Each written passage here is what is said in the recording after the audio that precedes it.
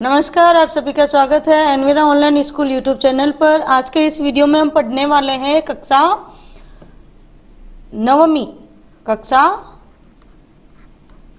नवमी के पद्य भाग का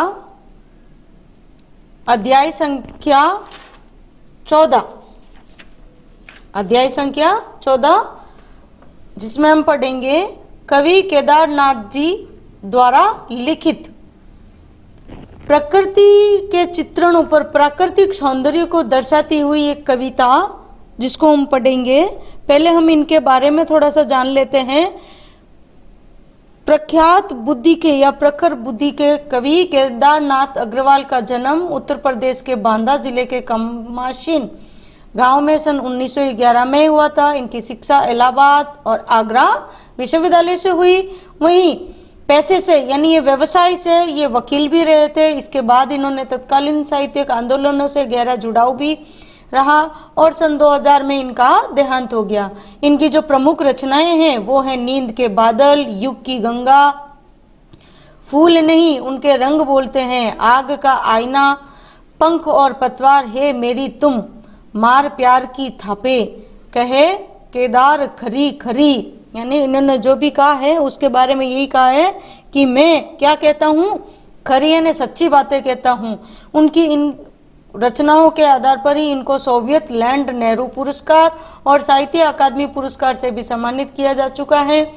केदारनाथ अग्रवाल प्रगतिवादी धारा के, प्रगतिवादी यानी नए नए प्रयोग करना, वो प्रगतिवादी धारा के प्रमुख कवि माने जाते हैं।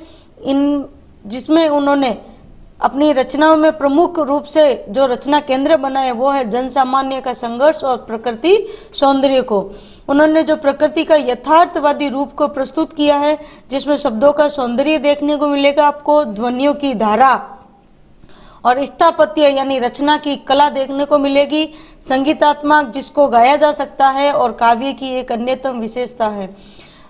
बुंदेलखंडी समाज का जो दैनंदिन जीवन है, जो उनकी दैनिक जीवनचर्या है, खुलेपन और उमंग के साथ उनके काव्यों में अभिव्यक्त हुई है।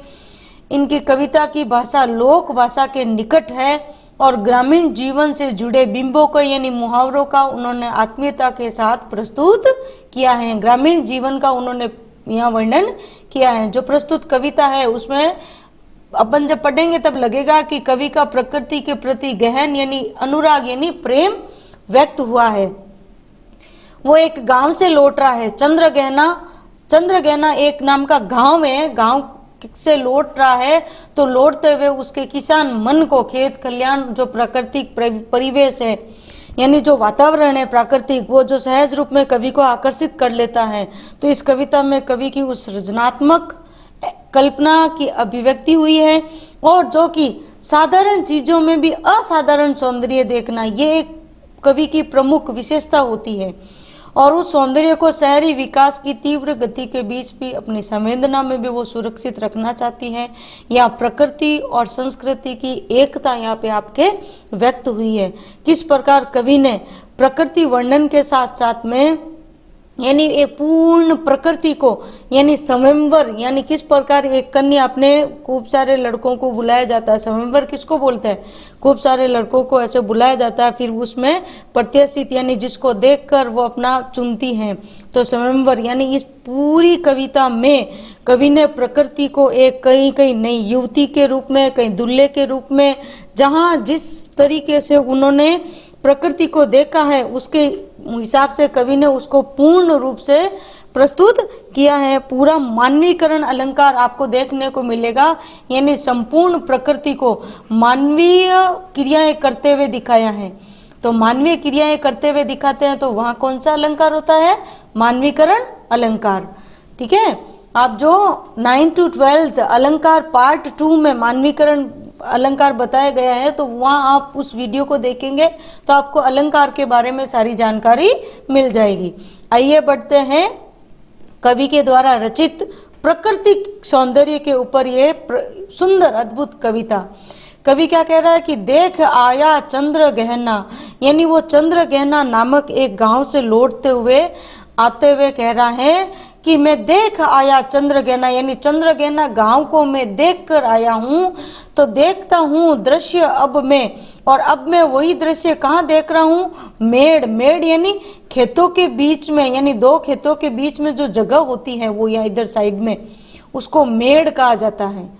ठीक है, ये जैसे ऐसे खेत होते हैं और ये जो साइड में होता है ये इस थोड़ी सी मोटी जहाँ बैठा जा सकता है उसको मेड़ बोला जाता है। तो मेड़ पर इस खेत की बैठा अकेला मैं अब उन दृश्यों को देख रहा हूँ। कहाँ पे, खेत में अकेले, खेत की मेड़ पर बैठे बैठे मैं अकेले देख रहा हूँ। ठीक है, प्राकृतिक दृश्य को एक बित्ते के बराबर, बित्ता यानी इंग्लिश में बोले तो 1 हैंड स्पैन, यानी जब अपन अंगूठे से लेकर अपने सबसे छोटी वाली उंगली तक जो दूरी हम मापते हैं उसको बित्ता कहा जाता है। तो एक बित्ते के बराबर कौन है, यह हरा ठिंगना चना, यानी जो चने के पौधे कवि को दिख रहे हैं वो किसके समान दिख रहे हैं, एक 1 हैंड स्पैन यानी एक बित्ते के बराबर ये इन ठिंगने चने का पौधा दिख रहा है। तो उसके ऊपर जो मुरेठे जैसा आया हुआ दिख रहा है, तो ऐसा लग रहा है कवि को कि ये क्या है, कि बांधे मुरेठा शीश पर, इसने अपने सिर पर क्या पहन लिया हो, ऐसा लग रहा कि मानो ये कोई गुलाबी पगड़ी बांध ली हो। ठीक है, मुरेठा यानी पगड़ी, साफा, साफा या पगड़ी, शीश पर यानी सिर पर छोटे गुलाबी फूल का, जो चने के पौधे के ऊपर जो छोटे से गुलाबी फूल आए हुए दिख रहे हैं वो कवि को कैसे लग रहा है, ये तो लग रहा है दूल्हे के समान, और ऐसा लग रहा है कि ये जो फूल है वो इसके गुलाबी साफे के रूप में लग रहा है। ठीक है, सज कर खड़ा है, यानी ये सज धज कर खड़ा हुआ है, किस लिए, जाने के लिए, सज संवर कर बारात में जाते हैं, तो इसने भी गुलाबी साफा बांध लिया है, यानी इसके गुलाबी फूलों को देखकर कवि उसमें ऐसा मानवीकरण कर रहा है। बहुत सुंदर मानवीकरण किया गया है, सच कर खड़ा हो गया है। पहले तो चन्ने को देखा और फिर थोड़ी दूर में क्या दिखा उसको, कि पास ही मिलकर उगी है, पास ही, इसके जस्ट पास में ही मिलकर उगी है। क्या उगी है, बीच में अलसी हटीली, अलसी एक प्रकार का पौधा होता है, वैसे तो तेल निकाला जाता है, अलसी के बीज, तेल, अलसी का तेल ऐसे निकाला जाता है, तो जिसके ना पर्पल कलर के फ्लावर आते हैं और इसकी जो फलियां होती हैं वो ऐसे मटकी के समान ऐसे लगती हैं, ऐसी फलियां आती हैं। ठीक है, लट्टू के आकार के जिसको बोलेंगे, बल्ब के आकार की। तो अलसी हटीली, तो कवि को जो बीच में जो अलसी का पौधा उगा हुआ दिख रहा है वो ऐसा लग रहा है कि ये हटीली यानी एक जिद्दी युवती है, यानी सुंदर युवती के समान वो कवि को लग रही है। कौन, अलसी का पौधा, अलसी, जिसकी देह यानी वो थोड़ी यहाँ से पतली होती है, तो देह की पतली, कमर की है लचीली, यानी इसकी देह यानी पतली है। अब जिसकी देह पतली है तो उसकी कमर कैसी होती है, लचीली, यानी ये इधर उधर ऐसे झुकती रहती है, यूं डोलती रहती है। तो नील फूले, जिसके नीले रंग के फूल आए हुए हैं और नीले फूल इसने धारण किए हैं, फूल को सिर पर चढ़ाकर, और अपने सिर पर इसने फूलों को चढ़ा रखा है। कैसे फूलों को, नीले फूलों को। कह रही है, मानो वो इस तरीके से हिल कर क्या कह रही है, कि जो छुए यह, जो मुझे छू ले तो दूं हृदय का दान उसको, यानी मुझे जो कोई मेरा प्रियतम आके छू ले तो मैं सहर्ष उसकी प्रेमिका बन जाऊं, यानी मैं अपना प्रेम उसको समर्पित कर दूं, यानी जो मुझे छुएगा उसको मैं दूं हृदय का दान। हृदय का दान देने का मतलब क्या होता है, प्रेम देना। ठीक है, अपना हृदय दे देना, दिल दे देना वो। ठीक है, अब कवि को आगे और क्या लग रहा है, देखिए, सरसों के खेत दिखे हैं तो कवि को क्या लग रहा है, वैसे हालांकि बैठा तो खेत की मेड़ पर ही है, तो जब खेत की मेड़ पर बैठते तो दूर दूर तक नजर जाती हैं। तो सरसों की ना पूछो, अब कवि को सरसों के खेत लगे हुए कैसे लग रहे हैं, कि इस सरसों को तो देखो हो गई सबसे सयानी, यानी सरसों के जो पौधे हैं उसको एक सुंदर युवती के समान प्रस्तुत किया है।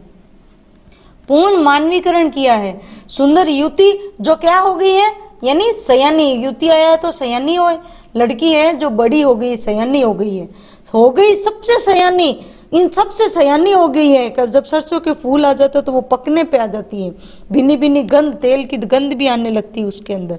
तो हाथ पीले कर लिए, देखो कितना सुंदर मुहावरे का प्रयोग किया है, हाथ पीले करना। इसके दो अर्थ हैं। पहला अर्थ होता है ब्याह, जिसका ब्याह रचने वाला होता है, तो ब्याह करना यानी शादी होना, ठीक है। और वहीं दूसरा इसका अर्थ क्या निकालेंगे, पीले फूलों का उगना, यानी पीले फूल लगना। यानी सरसों के पौधे पर पीले पीले फूल लगे तो उसमें कवि ने क्या मानवीकरण किया है कि ये तो एक सुंदर युवती है जो सयानी हो गई है, इसलिए अपने हाथ पीले करके कहाँ आई है, ब्याह मंडप में पधारी। ये तो ब्याह मंडप में पधारी है ने, पधारी है इसका मतलब ये तो विवाह करने के लिए मंडप में आ गई है, यानी अब इसके फेरे होने वाले हैं। फेरे किसके साथ होंगे कि फाग गाता मास फागुन, फाल्गुन के महीने में, यानी ये फागुनी क्या है, इसका सरसों रूपी सयानी जो युवती है इसका फागुन दूल्हा है, जो फाग गाता हुआ, यानी फाल्गुन का जब महीना आता है तो चंग बजाते हुए सब फाग गाते हैं, गीत गाते हैं, तो ब्याह होता तभी गीत गाते हैं। तो फाग गाता आया मास फागुन, आ गया है आज, जैसे ऐसा लग रहा है जैसे आज ये इसको क्या करने आया है, इसको वरने के लिए आया है। किसको वरने के लिए, यानी इस सरसों रूपी सयानी इस लड़की को वरने के लिए, इस दुल्हन को जो पीले हाथ करके मंडप में विवाह करने के लिए आई है, ठीक है। कितना सुंदर मानवीकरण किया देखो। फिर क्या कवि क्या कह रहा है, देखता हूं मैं और मुझे तो ये सारा दृश्य देखकर ऐसा लग रहा है जैसे स्वयंवर हो रहा है। स्वयंवर होना अर्थात यानी खूब सारे लड़कों को बुलाया जाता है और उसमें फिर युवती वो हार लेके घूमती है सबकी तरफ, और जो अच्छा लगता है उसके गले में माला डालती है। तो इस पूरी प्रोसेस को, यानी इस प्रक्रिया को क्या बोलते हैं, स्वयंवर बोलते हैं। तो कवि कह रहा है कि खेत में ये जो क्या है, अलसी के पौधे, सरसों के चने और ये सब साले, ये सॉरी साले क्या, ये सभी सारे ऐसा लग रहे हैं कि जैसे ये स्वयंवर में शामिल होने के लिए आए हैं। यानी प्रकृति का अनुराग अंचल हिल रहा है, यानी ये जो प्रकृति का प्रेम रूपी अंचल है ये क्या कर रहा है, हिल रहा है।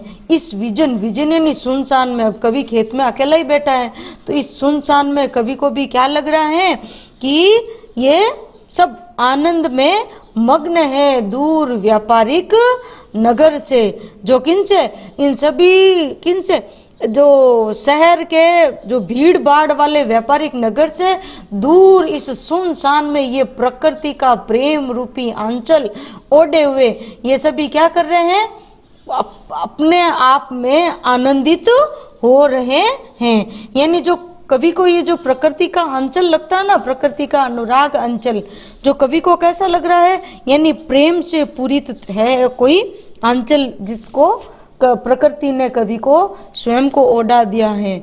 ऐसा लग रहा कि ये चन्ना भी दूल्हा बन गया है, सरसों दुल्हन बन गई है, और अलसी तो अभी तक क्या है, अल्लड़ नायिका है जो कह रही है कोई मुझे, यानी ऐसे हिलते हुए में उसमें कवि ने क्या, उसको कवि ने क्या संभावना की है कि कोई उसको आके छुएगा तब उसको प्रेम होगा। इस प्रकार कवि ने जिन जिन को देखा, यानी सरसों को, चने को, अलसी को, तो कवि को इन सब को देखकर ऐसा लग रहा है कि ये सभी आनंद में मग्न हो रहे हैं। और आगे क्या होगा देखो कि प्रेम की प्रिय भूमि उपजाऊ अधिक है, और ये जो प्रकृति के प्रेम की भूमि है ये कैसी लग रही है, बहुत अधिक उपजाऊ लग रही है। और पैरों के तले हैं एक पोखर, और जस्ट खेत के पास में ये क्या है, पोखर यानी तालाब। अब ये यहाँ एक तालाब है, उठ रही है इसमें लहरियां, लहरियां मतलब जो तालाब का पानी होता है उसमें पानी की एक के बाद लहरें आती जाती हैं। तो नील तल में जो उगी है घास बुरी, ले रही है वह भी लहरियां।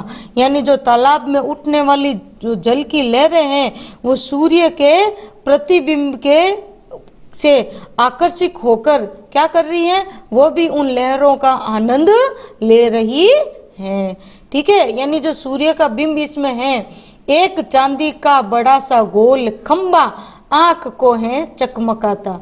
यानी इस पूरे तालाब में जो सूर्य की जो परछाई इसके ऊपर ऐसे पड़ रही है, ऐसे यूं, तो ऐसा लग रहा है कि ये कोई चांदी का एक क्या है, चांदी का एक गोल खंबा है। कौन सा, सूर्य का जो प्रतिबिंब है। और जब हम उसमें देखते हैं तो वो अपनी आंखें चुंधिया जाती है, यानी थोड़ा सा ऐसे आंखों के ऐसे उसकी रोशनी आंखों में एकदम से पड़ती है, तो एकदम से आंखें भी मिचमिचाती है ना, इसलिए। तो कवि ने किसमें इसकी सुंदर कल्पना की है। फिर देखो आगे कि है कई पत्थर किनारे, पी रहे चुपचाप पानी। और आगे देखी जो तालाब के पास पानी जो ऐसे तालाब है और इसके पास जैसे पत्थर तो पड़े ही हैं। अब वो पत्थर कैसे लग रहे हैं, ऐसा लग रहा है कि चुपचाप इनका पानी पी रहे हैं। क्या भला पत्थर भी पानी पीते हैं क्या? नहीं, यानी इनको छू के पानी वापस आता है तो ऐसा लग रहा है कि ये पानी पी रहे हैं। तो कितना सुंदर मानवीकरण किया है, देखो चुपचाप पानी पी रहे हैं। ठीक है,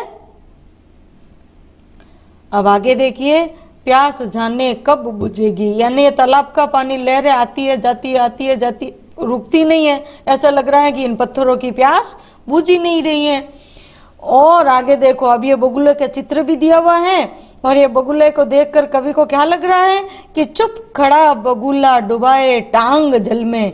बगुला अपनी एक टांग जल में डुबोकर और ध्यान मग्न होकर ऐसे रहता है जैसे ही कोई मछली ऊपर आती है और झपट लेता है बड़ी आसानी से, पता ही नहीं चलने देता है।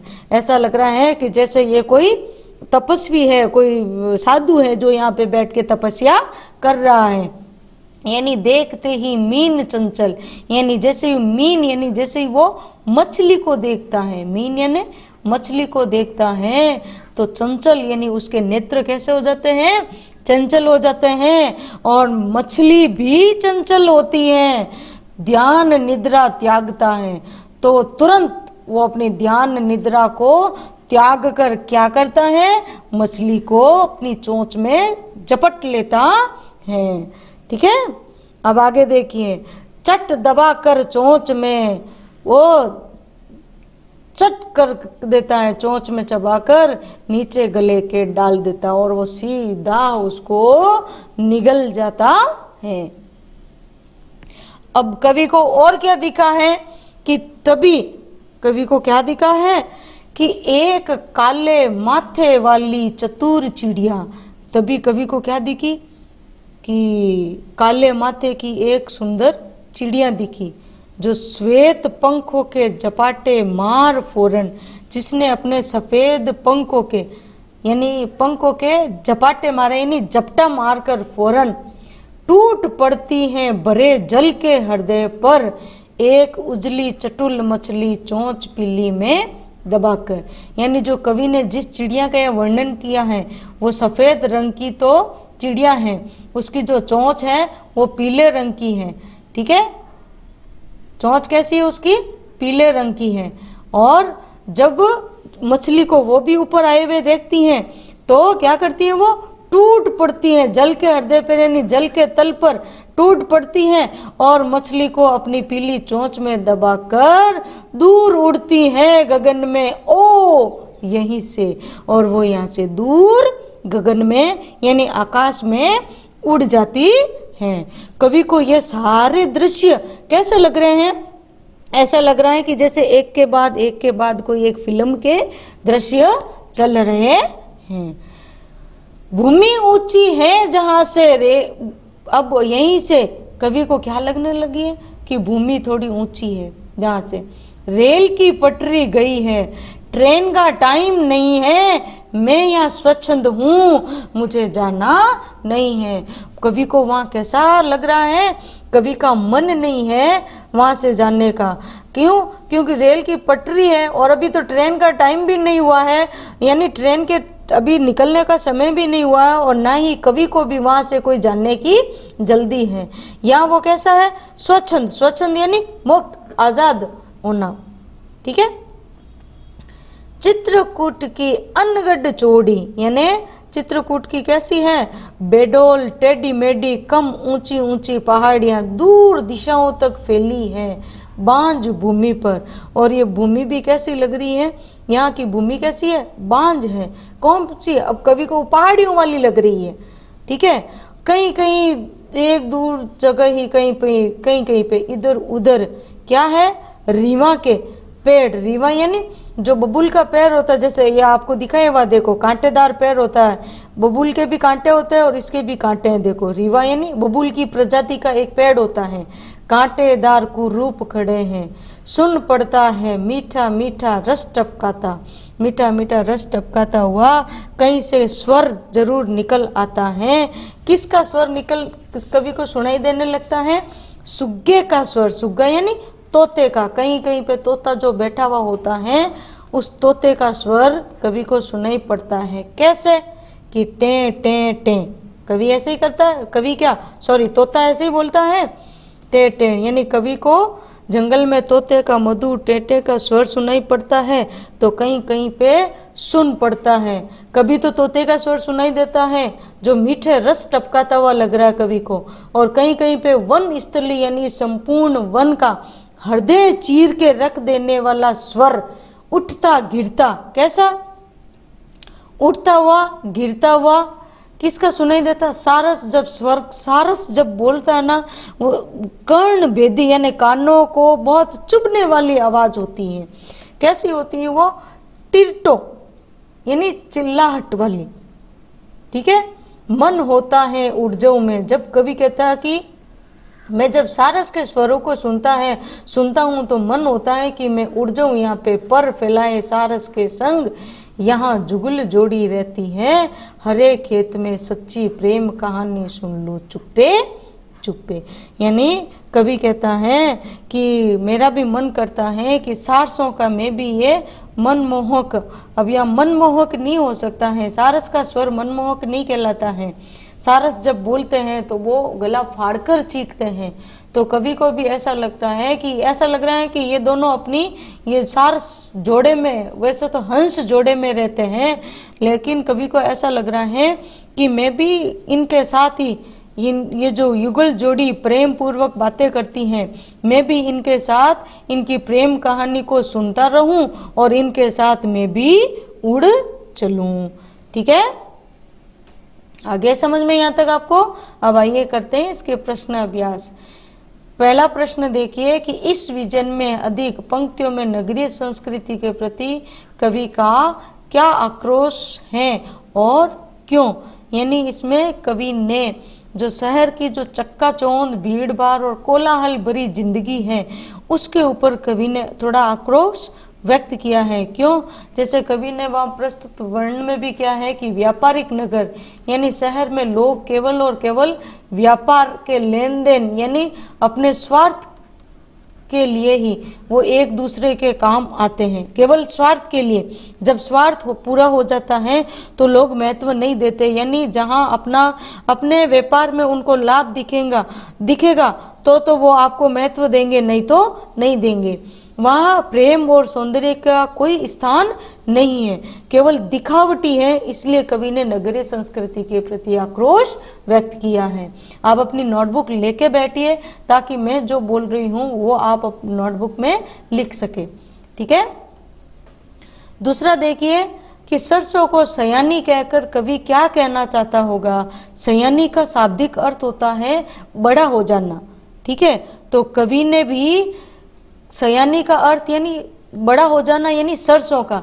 एक तो वो पौधा उगता है, फिर उगते उसके ऊपर पहले हरी हरी फलियां जैसे आती हैं और फिर वो सारे पीले पीले में परिवर्तित हो जाते हैं, यानी पूर्ण रूप से विकसित हो जाना।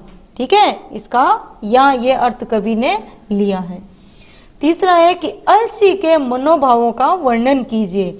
अब यहाँ कवि ने अलसी का पौधा है उसको, जो उसकी पतली लचीली कमर है उसको देखकर, यानी उसके पतलेपन को देखकर कवि ने उसके प्रति एक सुंदर युवती का जो प्रेम को अनुभव करना चाहती हैं, तो वो उसके जो हिलते हुए हैं नीले फूल जो धारण किए हुए हैं, वो ऐसा लग रहा है कि जैसे वो खुला निमंत्रण दे रही है कि कोई उसको आए, छुए और वो अपना प्रेम उसके प्रति समर्पित करे। अलसी के ये मनोभाव व्यक्त हुए हैं। चौथा देखिए कि अलसी के लिए हठीली का विशेषण शब्द का क्यों, इस विशेषण का क्यों प्रयोग किया है?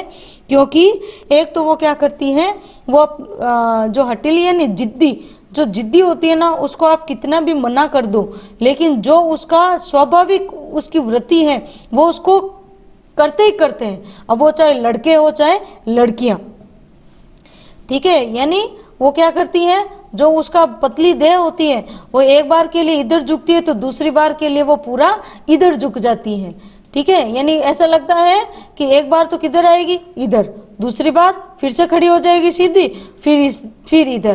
तो कवि को उसके इस तरीके से जो हिलने डुलने की प्रक्रिया है, एक तो उसके लिए प्रस्तुत किया है कि ये जिद्दी है, और दूसरा ऐसा लग रहा है कि जैसे इसको बोया तो नहीं गया है। कहीं कहीं ऐसा होता ना, जैसे एक किसान क्या करते हैं कि जहाँ एक साथ एक फसल बोते हैं उसके साथ साइड में वो थोड़े थोड़े बीज दूसरे भी छिटक देते हैं। तो कवि को जो अलसी के पौधे कहीं कहीं उगे हुए हैं वो उसी के समान लग रहे हैं कि ये भी जिद करके साथ में उग गई है। जैसे खरपतवार उगती है जब फसल बोते हैं तब, अनिश्चित पौधे जो वीड्स, तो कवि ने भी इसीलिए इसके लिए ये प्रयोग किया है। पांचवा देखिए कि चांदी का बड़ा सा गोल खंभा, कवि की किस सूक्ष्म कल्पना का आभास मिलता है?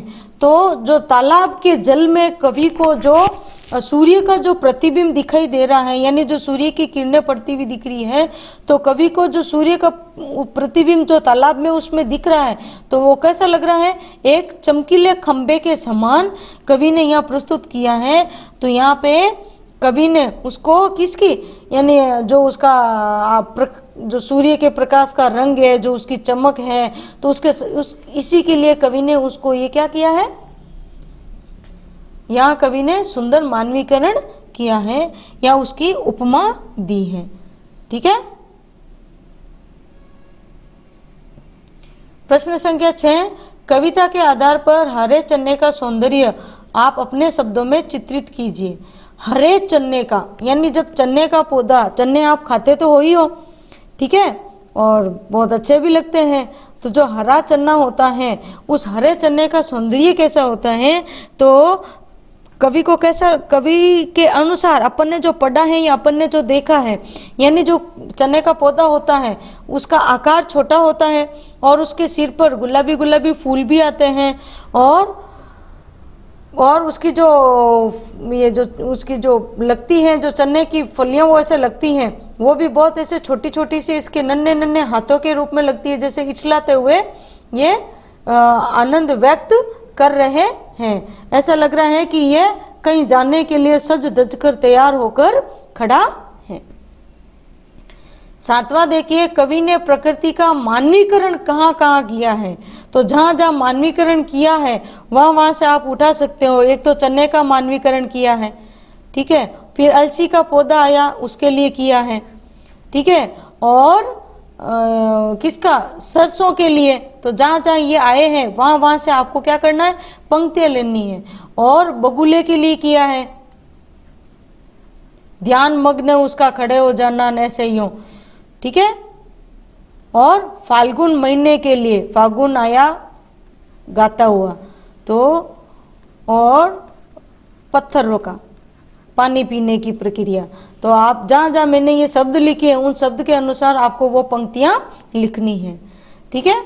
फिर प्रश्न संख्या 8 देखिए कि कविता में से आपको उन पंक्तियों को बताना है जिसमें यह भाव व्यक्त हो रहा है कि चारों तरफ सूखी और उजाड़ जमीन है, लेकिन वहाँ भी तोते का मधुर स्वर मन को स्पंदित कर रहा है। तो इसके लिए आपको कौन सी पंक्तियां बतानी है जहां से कवि को ऐसा लग रहा है, कहां से, चित्रकूट से लेकर आपको कहां पे, सुग्गे का स्वर टे टे टे, यहां तक आपको लिखना है। पंक्तियां पूछी है तो आपको पंक्तियां लिखनी है।